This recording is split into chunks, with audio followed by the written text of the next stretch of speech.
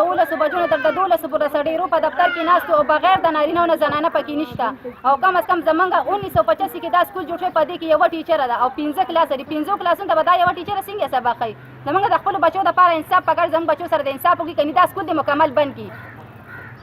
مونږ خو غریبان خلک یو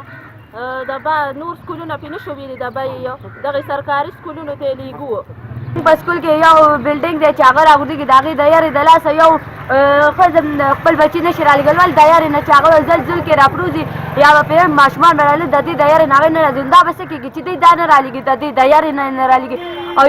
150 ماشومان دي پکې د دې وجې نه پکې ټیچره شته یو خېډه راشي واپس لړه شي ولې دا څه وجه ده زموږ ماشومان خو خوار شو چې کوم راشي و یوه میس کلا ورته سبق خوري او نه خوري بې ځایه کړه ورکه دې به هر کوم خوازي دا یو کارخواري به داسې نارابه شوه مې درته حکومت خو دا ده نارې وښي چې ماشومان کښېنه یو نیم سل کسان دي او بس راشي مې لکه کمه دې ولیکلي کوم نه بیا ورسره زما دوی کښېني نو بس هغوی به ته ټکې مکې ولیکي نو دا هسې دې لوبو راځي تبدیلی کم ده تبدیلی خو موږ څخه یې ګړه ونه لیده دا څنګه تبدیلي ده تبدیلي دې صحیح تبدیلي ده موږ به وایو چې دا تبدیلي ده زموږ ماشومان خو پکې څه ښه ده ونه کړه او د دې سکول نه اوس بل خوا مونږ لیکلي نه شو موږ خو د خدای تعالی فقیران